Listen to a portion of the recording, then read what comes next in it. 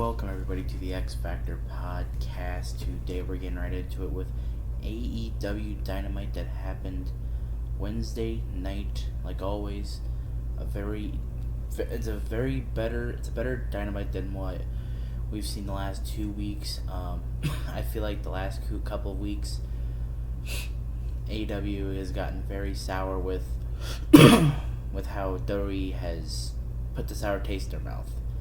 And they just tried taking shots at it, and it didn't work. And they came back this week and had a really good show.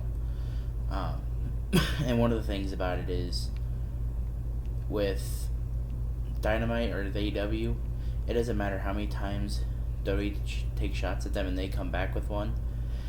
If it's a lose-lose situation anyway, because if they say something, it's, oh, they're being too petty, why do they always gotta mention WWE? Or if they don't say anything, oh, it's the same old, oh, haha, hypocritical, they're not gonna say nothing bullshit.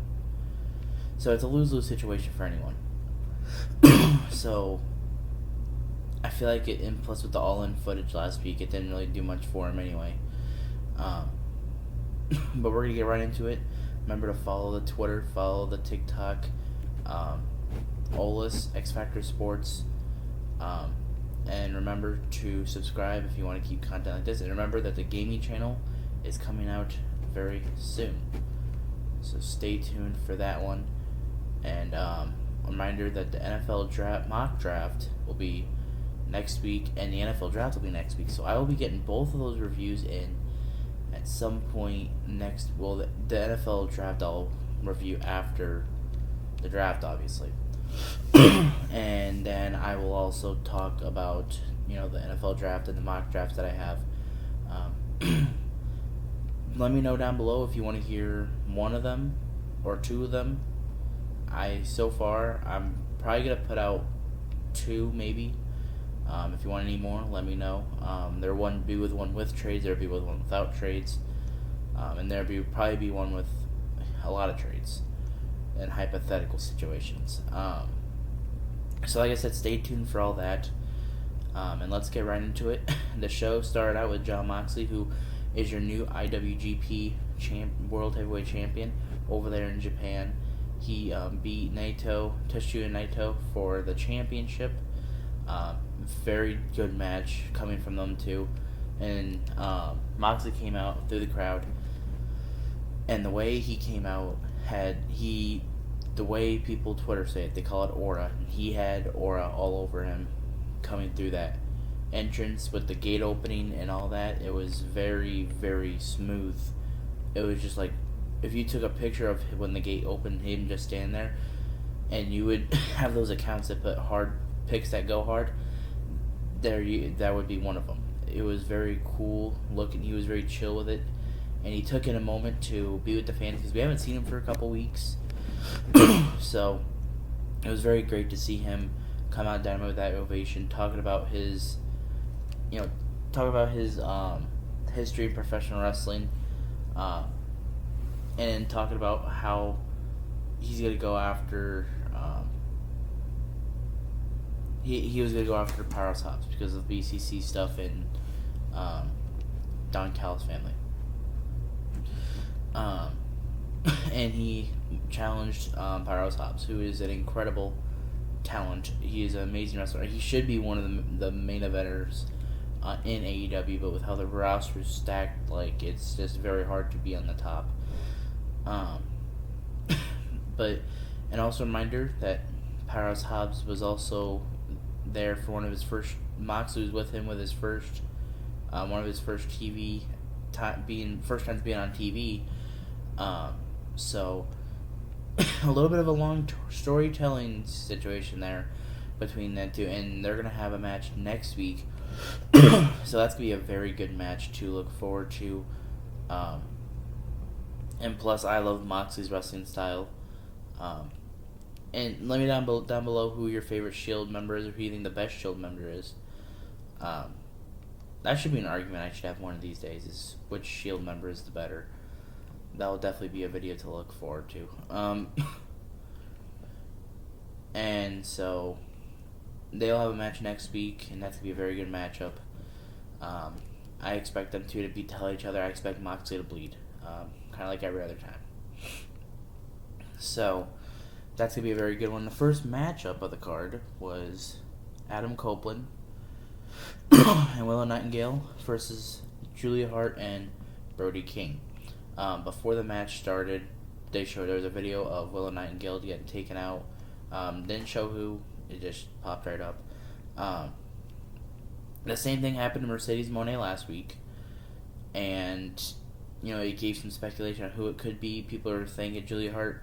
My personal, me personally, I have, we've seen this history before with Trick Williams and Carmelo Hayes. I feel like we got seen it with Carlito and Dragon Lee, even though they haven't confirmed anything. I feel like Carlito kind of did something to Dragon Lee for WrestleMania. So I'm going the same way here. I'm going with, I think Chris Statlander did it. If we all knew the weeks ahead of Dynasty, they've been holding off on it for a little bit. Chris Statlander, Stokely, he never really wanted Willow in the group, and then he started getting enjoyable with her, and then and that he's trying to get into both of them into cheating in their matches. So, in the last match that Statlander had, she lost because she was distracted because she didn't know what to do, and that right there put it. But who knows? A Willow Nightingale potential. It could be Willow Nightingale. She has been threatened. Has been taking those shots, trying to take shots at Mercedes. Hasn't really gone well in her favor.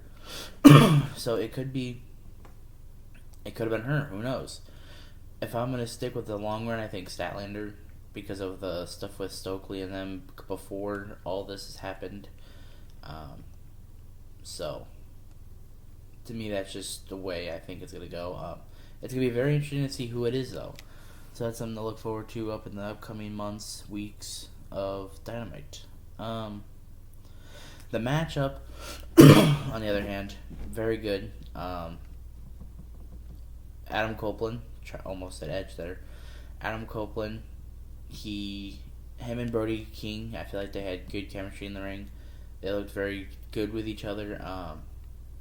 Brody King, in my opinion, is a future world champion in wrestling. He is what today's version would be if it came to Terry Gordy, Stan Hansen, I have a personal love for guys like Terry Gordy, Stan Hansen, because to me, they're just so good. Like, you can't really argue that they're so good. And one of the reasons why I got into them so much is because I watched Brody King, and it's like, well, damn, who many other guys are built like Brody King? And, well, you got Terry Gordy, you got Stan Hansen, you got Bruiser Brody, and those are guys that are big but can still move and still work and put on good matches. And I feel like in WWE you don't see many of those guys that are big like that can move like them. And Brody King is just one of those few guys that has that special ability that he can move. So I want to see him win a world championship in the upcoming future of his wrestling career. Hell, maybe even defeat Adam Copeland for the TNT title. I would be up for that one too. But Willow Nightingale and all of them ended up with the win after Mercedes Moné and Edge shook hands after the match, staring down Willow Nightingale. So that was another thing to look. And that's just one of the few things that you look into when it comes to these storylines, is because with Mercedes and Willow both getting taken out, it's like, who could it be? Because they both took each other out, or like they're both been out. So one of them could be lying, or it could be Statlander. Who knows? So, like I said, it's another interesting development that's going to be happening, and I'm getting invested with this storyline. The Elite the Elite versus Pac, Penta, and Daniel Garcia in a trios match. They were going to show a FTR video package, but then when they started to put FTR beating up the Young Bucks, it's like they stopped it, and the Young Bucks told them they would put their promo up on social media, which they ended up doing. And so they went out. They were trying to steal FTR's moment, kind of, and pretty much telling them that they're the kings when it comes to ladder matches. And if not many people have a big history on their ladder matches, if you see how good Hardy's, Edge and Christian, and Dudley Boys are at ladder matches, if you throw in the Young Bucks in there too, a lot of people would say that it's a controversial take, but I wouldn't. They're about as good as them when it comes to being in ladder matches. If you look at the Ring of Honor days, it proves it. And plus, part of the early AEW days, boom, they proved it. So, you can argue with that. Most of the people that probably would argue with that are people that don't like them. Certain fan bases don't like them. But I don't really care because, in my opinion, the Young Bucks are actually entertaining.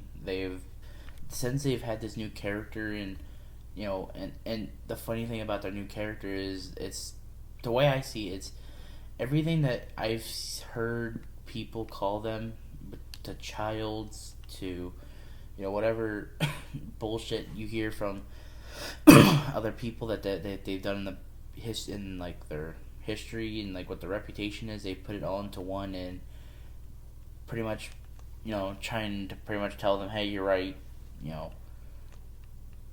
And the thing is, a lot of people don't see it, but I see it, and it's very clever. They've been very entertaining with it, and a lot of people wouldn't even agree with or see any of that because they have a bunch of goober old heads in their ear talking about their history and all this other political bullshit that no one cares about. But they had a good match, a very good match against Pac, Penta, and Daniel Garcia. One of the better parts of the match was when Matt Jackson was putting in his TNA Booker T commentary in match role play as he was doing commentary. When they came back, he was doing commentary in the ring, or he was in the ring. And then when Daniel Garcia went to go grab him, he was like, "No, please, I'm sorry," and throws him over the ring. It was throw him into a suplex. Very funny that they literally put in their own Booker T TNA commentary, role play there. Very good. One other thing, and Pac, I believe it was Penta at one point tried doing a swing blade to Okada. And I didn't really think about it at first until afterwards. It's like this guy tweeted, he goes, "Penta, you know better. Okada's been reversing swing blades for years, because if you know Japan wrestling, a lot of people do that." So it was they didn't even realize that until afterwards. Because I've watched a lot of Japan this year. And you could tell that they do swing blades quite a few times. And you think about where Finn Balor gets it from, too. It's very adding on to their movesets. But I do know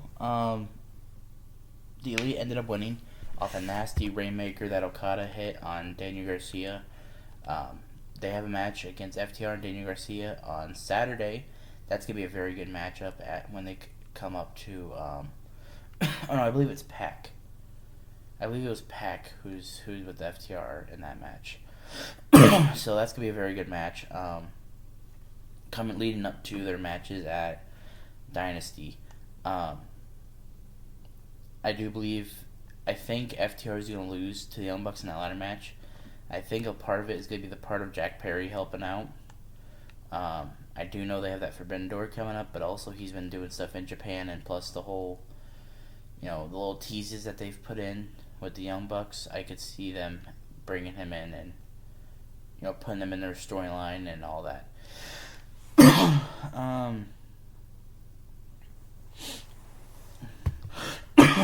So there's another part of the show. Another part of the show, a very weird part of the show. It was Chris Jericho, Taz, and Hook. And my God, it was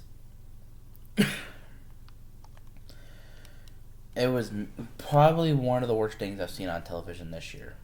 Um, Jericho, Taz came out. um, then Hook comes out. Jericho blabs on about the Jericho vortex, and tries saying that anyone that's came through there has been out amazing. And he mentioned a lot of good names, but there's more bad names on there than there is good names. Do we have to mention Daddy Magic, Jake Hager, Santana Ortiz? Hell, one of them ain't even with the company anymore. You know, you can put in like the good names like MJF and all that, but you got to put in a lot of those names for the Jericho Appreciation Society who ruined them. Like Daniel Garcia when he was with Danielson, or like they were teasing him going with the Combat Club. He should have went there at that point, but they made him go to Jericho and ruin all of his momentum for the next year. And it took him to do hip thrust to get there. I'm not saying that's a bad thing, because I enjoy the hip thrust. And by the way, I think it was Matt Jackson, he has the worst hip thrust game in wrestling. Oh my god, that shit was terrible. That was terrible but fucking funny at the same time. But Jericho and his learning tree, yes, he has some good names, but you need to credit all the bad names that have been in there through the inner circle and all that. And then Hook, all he says was no. And then, you know, Jericho keeps trying to convince him, he keeps going on, no. And then Taz gets involved. And when the Jericho, one part of the promo, he tells Taz, I'm trying to teach what you should have taught your son 30 years ago. And the thing is, Hook's 24. So how can you learn someone 7 years before you're fucking born? Like, brother, like, can we please get this man out of here? Like, I love Jericho. Jericho is one of my favorite wrestlers of all time. But it is time to either hang it up or take some time off and get rid of these shitty ideas that you have for your next rivalry. Like, can we please? Like, it's mediocre. It's very bad because he ain't doing nothing for Hook. Let's just say that right now. And it's already proven to ruin Hook, and a part of it ain't, and one part of it ain't even Jericho's part. Hook can't cut a promo. But like, let's be real with it. I love Hook. Everyone loves Hook. But he cannot cut a promo. His promos make me want to cringe out of my fucking mind. You need a manager. And hell, if you wanted to go with that route with Jericho and Hook, have Jericho be his fucking manager. He doesn't have to wrestle. All he has to do is be there, and Jericho can cut a promo. We've seen Jericho cut heel promos. We've seen Jericho cut heel. Jericho's good at that. But get him out of the ring, because all you're doing is ruining your reputation and all that. Oh, and the crowd didn't like it when he was talking about, you know, some people call him the greatest of all time. I will say he's one of the greatest of all time. But, man, it is time for Jericho to lace the boots up and have his retirement run, be a manager, be a commentator. He does that anyway. He needs to do something, because it's obviously the fans the fans are not only just tired of it, they just don't want it right now. Like, Jericho this is the most bland. This is the most bland we've seen Jericho in his entire career. There's never been a time in his career where he's just been bland. No one wants to see him, except for right now with AEW. Like, at this point of his career, if you would have had, and I even said this on Twitter, I would do anything to get Prime Jericho back. If we could have Prime Jericho back, man, a lot of the newer people that watch wrestling would realize how good Jericho really was. But, and obviously, knowing the Twitter community, they don't know much about wrestling history at all, because they complain about Cody Rhodes holding a title belt that on its side, knowing that Ric Flair and Dusty Rhodes and The Rock all did it back in their day. So, obviously they don't know their history, and if they knew their history, they know Jericho is one of the greatest of all time. Before his rust up days, um, but like I said, it's either they need to either put him into a manager position or a commentator position, or have him go, or if you're gonna have him wrestle, have him be away for 6 months to a year.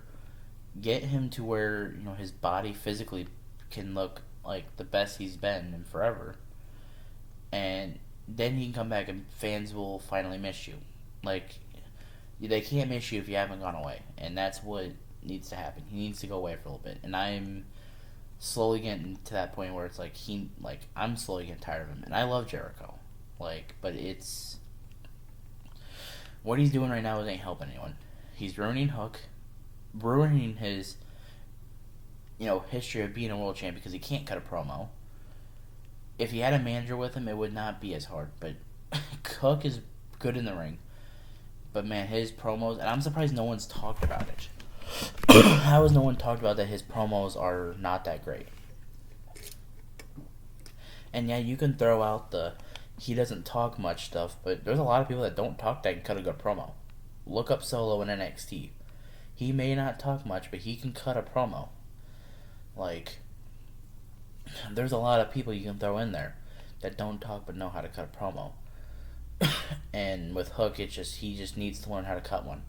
Otherwise, he's never going to get to the potential that we all see in him, talent-wise. And especially if he and with the rumors of him maybe exploring his options over at WWE a little bit. Because if you can't cut a promo over there, the fans will eat them alive. It will be bad for them. But, like I said, those are my solutions for Jericho and Hook, but, it ain't really going to do much. But then we go down to Mariah May and Deonna Purrazzo. Very good women's match, I will say. Not many of them over the last couple of weeks have been that great. This one was a pretty good one. Mariah May has slowly been getting up there as one of the better women wrestlers in AEW.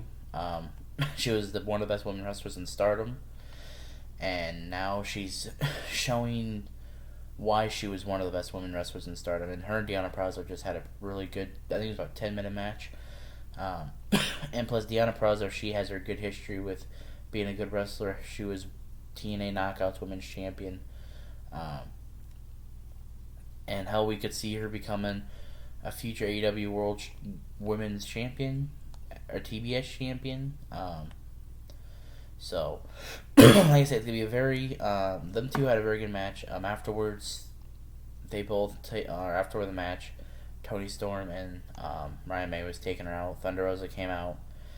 And Deonna Purrazzo did not like it. But then they ended up taking her out more. And then Thunder Rosa put lipstick all over Toni Storm.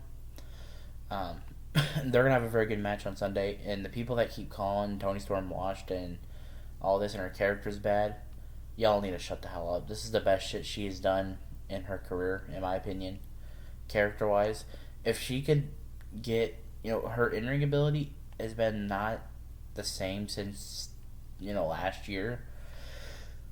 But we could see if depending on she's in the ring with, she could have a good match with.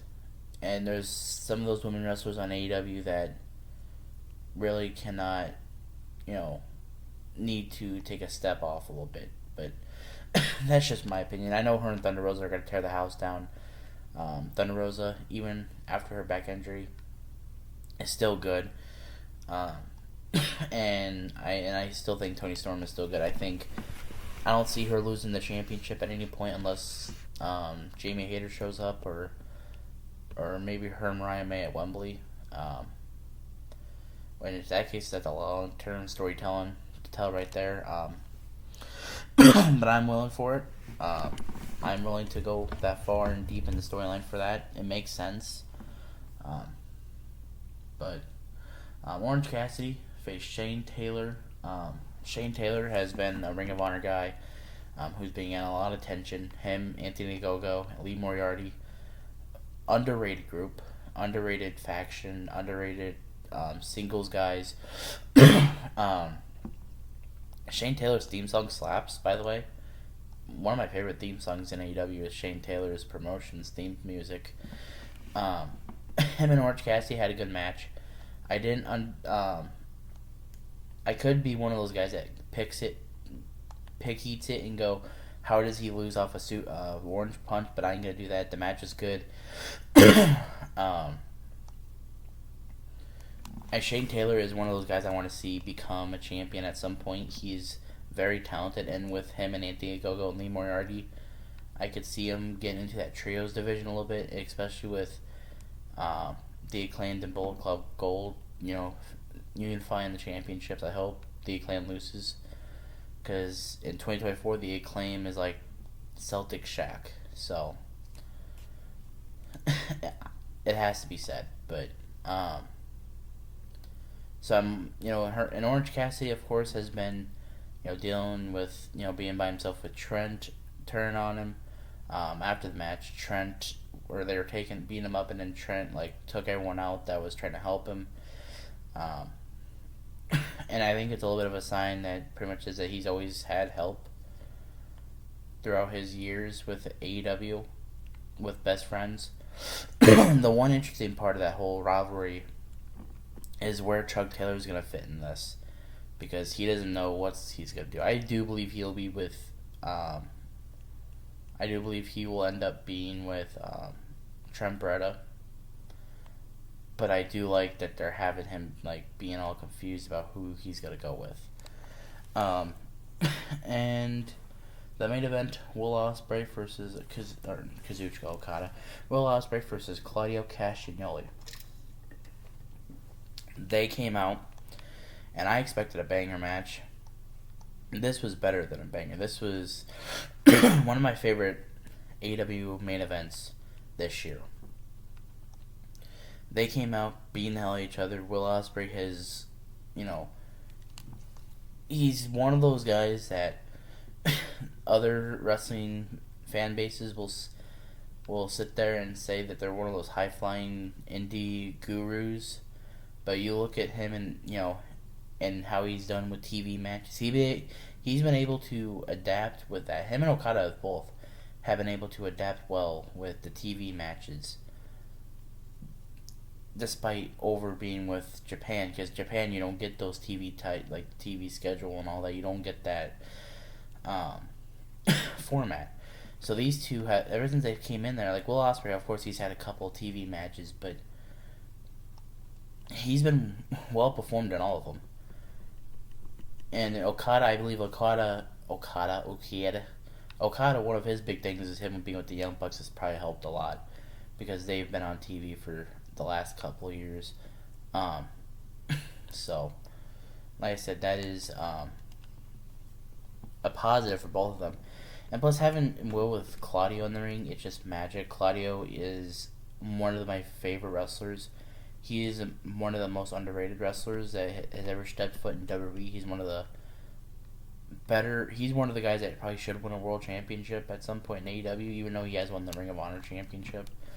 He needs to win the AEW championship. But these two came out, they had a blast, really big match, really great match. Will Ospreay ended up with the win, and then Don Callis' family took him out afterwards, with Moxley coming in to help Claudio. And Will Ospreay did not like that the Callis family took Claudio out, because Will Ospreay, of course, he's a babyface, but he's with the heel group. I can see potentially Will Ospreay going out of the Don Callis family up the next couple of months. They need to do it right after Dynasty, in my opinion. So, and if they don't, then I don't know what the fuck they're doing. And the momentum coming into this Dynamite and having the build-ups that they've been doing for all this show. One thing I wish is would have had more face-to-face confrontations with him and Danielson. I didn't feel like we got two of them maybe. I feel like we should have had more of them, especially that they've had over a month to prepare for the match. So that is very disappointing. they're gonna have, in my opinion, one of the greatest matches. They're probably gonna put on one of the best matches of all time. And not many people realize that. They probably do, but they haven't said nothing. I realize it. I'm gonna say it. They're gonna put on one of the best matches that we've ever seen. um, and I'm surprised it's not main eventing over Samoa Joe and Swerve, based off the magnitude of their match. But Swerve and Samoa Joe have had a big rivalry coming into it, and they ended up ending the show. Swerve calls him out. Samoa Joe comes out. He calls him BBL Joey at the end. And like when he's entering, it's weird. You call him BBL Joey. It's like, okay, dude. Now you're being a little bit weird here. You're being sus, you know. And you know the crew's trying to like tell him no, and then Swerve just jumps on top of them, and they start brawling out. Great way to end Dynamite. They're gonna have a blast on Sunday. I do believe Samoa Joe should win and retain. I said this on Twitter. Like, the world title picture right now is so different because you have two guys like Okada and Will who should be going after it. But I feel like the whole situation with the world title kind of got all, you know, fucked up with Adam Cole getting injured, plus MJF being all banged up. If they would have not been injured coming through all this, Swerve probably ain't going after that world championship right now, if we're being real. Like, they're probably doing something with Adam Cole and MJF right now, if we're being real right now. Hell, Samoa Joe probably doesn't even become champion if Adam Cole doesn't get hurt. So that is... And the way they've been able to counter it all has been amazing. The way they've been able to counter everything with, you know, Adam Cole getting hurt to MJF getting all banged up to what we're getting now, that's pretty impressive because that's hard to do when you have a major storyline with a bunch of people that are getting banged up left and right. But I am excited for this Sunday. Dynasty's gonna be amazing. My review will come out the day or two after. My predictions will be up in the next couple of days. Y'all stay blessed. Stay tuned. Follow Twitter. Follow the TikTok. Subscribe for more content or football content like this. And stay blessed. Have a good day.